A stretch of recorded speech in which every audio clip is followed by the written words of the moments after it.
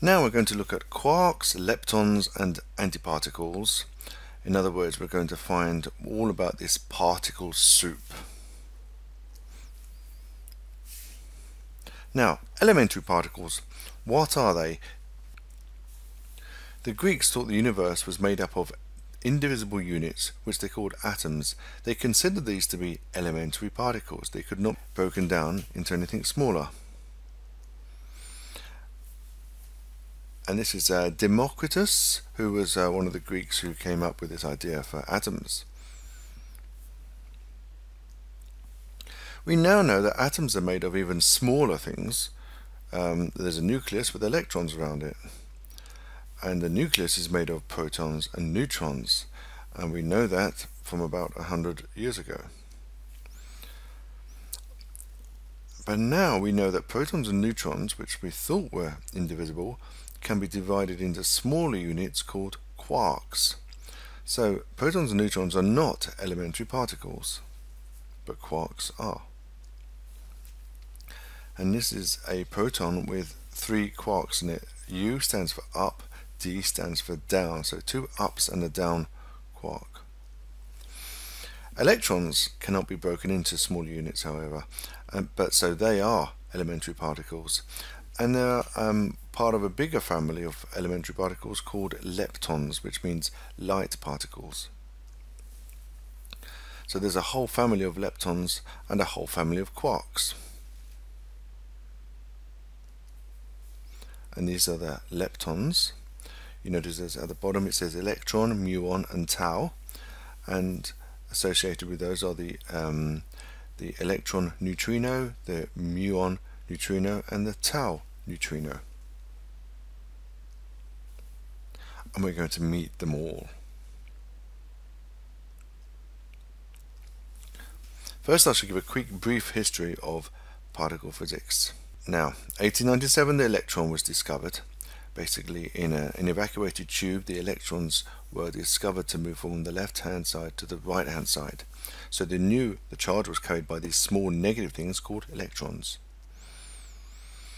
In 1911 the nucleus was discovered, and you know about Rutherford's experiment. In 1920 the proton was discovered. 1932 the neutron was discovered. And in 1930 they predicted that this thing called the neutrino would exist, but they weren't able to see it. You know that the neutron decays into a proton and emits an electron, but they decided there must be another particle as well, but the rules were being broken. So they said there must be another particle. And it wasn't discovered until nearly over 20 years later. In the 1950s, as the equipment became more sophisticated, they were able to observe hundreds of tiny particles, which were not neutrons or protons, but many other similar particles in the cosmic rays. So here is an example. We have protons and neutrons there, but also pions were appearing, kaons, electrons, and they could not make any sense of it. So they thought these particles must be made of these elementary particles, such as the quarks. And by 1960s, there hundreds and hundreds of particles were observed in particle accelerators. And it looked a bit like this. Very messy, lots of particles, and it took some time to make sense of it all. In fact, the particles are bashed into each other with these things called accelerators, and here's a view of an accelerator from above. I think this is in the Fermi Lab in the States. This is the center of the Large Hadron Collider, which is in Europe. It's very, very big. In fact, it seems the smaller the thing you want to observe, the bigger the instrument you need to observe it.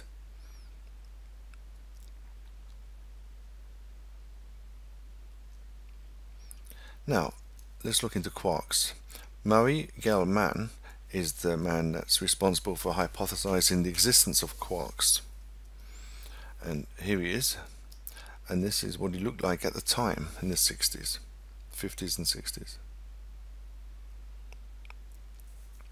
So let's look at the quark makeup of the proton and the neutron. The proton is made up of 2 ups and a down quark. The neutron is also made of 3 quarks, but 2 downs and an up quark. Okay, so we've got up and down quarks.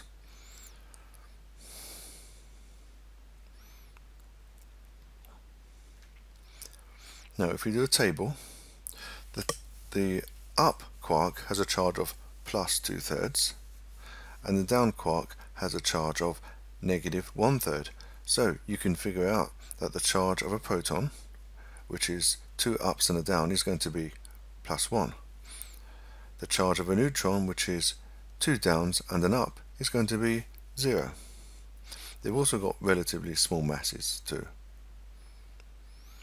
They also have a property called the baryon number, and the baryon number of a proton is going to be 1/3 plus 1/3 plus 1/3 will be equal to 1. So protons and neutrons are baryons. Now, I said there were lots of other particles that were being produced, and they were made from other quarks. One is called strange, one is called charm, one is called top, one is called bottom. Sometimes top and bottom are called truth and beauty. They've all got very strange names. And these names of quarks are called flavors. These are different flavors of quarks. And these are their charges. And notice that the other quarks are much bigger than up and down quarks. Most of the matter around us is made of protons and neutrons, in other words, up and down quarks. Only 20 years ago they discovered the top quark, because it's such a massive particle that it took a long time for them to be able to find it, because it was very unstable and doesn't exist for very long. And these are the baryon numbers. All these quarks have a baryon number of 1/3. Oh, one more thing. Because of the laws that we will look at, the strange particle has a strangeness of -1. All the other particles, all the other quarks, are not strange, so they have a strangeness value of 0. Okay, also all these quarks have antiparticles, where everything is the same but different. The charge values are negated, the baryon values are negated, the strangeness is negated, the mass is obviously the same because you can't have a negative mass. The up quark becomes an anti-up quark, and the down quark becomes an anti-down quark. So this is what we had with the protons and neutrons, and this is normal matter. Notice that we're going to change all the ups into down, all the ups into anti-ups, downs into anti-downs, and all the charge is going to change here. All the baryon numbers are going to change, and the polarity, the charge on these is going to change as well. Notice that all these are swapped around. These are all now negative. This has a strangeness of +1, and the bar above the quark means it's an anti-particle.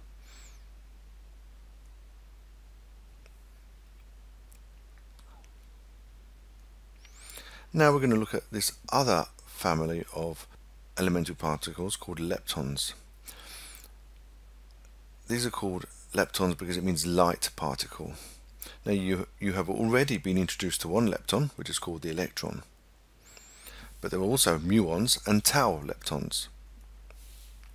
Each lepton has an associated neutrino, which is effectively massless. And all of these have an associated antiparticle. So let's look at these leptons. The electron, you know, has a charge of -1. It is a lepton, so it has a lepton number of 1. It has a very small mass. The electron neutrino has a charge of 0. It's neutrino, it's neutral charge. It's also very small. So it's a lepton, but it has a very small mass.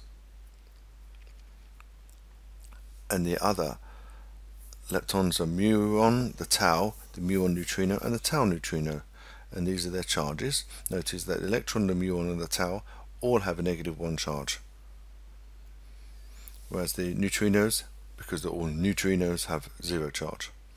They're all leptons, and these are their masses.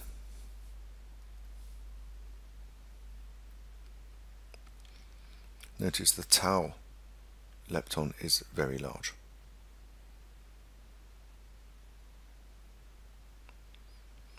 So the picture so far, this is what we have. This is the family of quarks. We have 3 generations. The first generation is the one that makes up all the matter around us. Up-down quarks, which are used to make protons and neutrons. Also electrons are also around, and also electron neutrinos and the antineutrino, of course.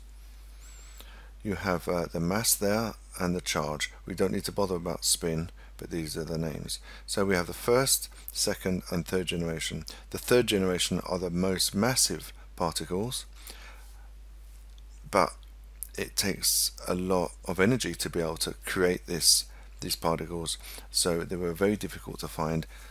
For example, the top particle was only discovered in 1995. Now, you must be wondering, what do you need to remember of all this? Now, there are thousands of particles, and you don't need to remember them all. After all, when you chose to do physics, you chose to do physics because you didn't want to remember all these facts. Otherwise, you might as well go and study biology, for example. In fact, you're not the only person to think like that. Enrico Fermi, who was a physicist at the time, here he is. He was the one that basically sustained the first nuclear chain reaction. He actually said, if I could remember the names of all these particles, I'd be a botanist. So you're not alone. So the good news is this. This is one of the pages of the data booklet, and all this information that I've just given you is there in the middle. Subtopic 7.3, the structure of matter. It's all there. What you will need to know are the rules for the interactions between the particles, which we'll do next.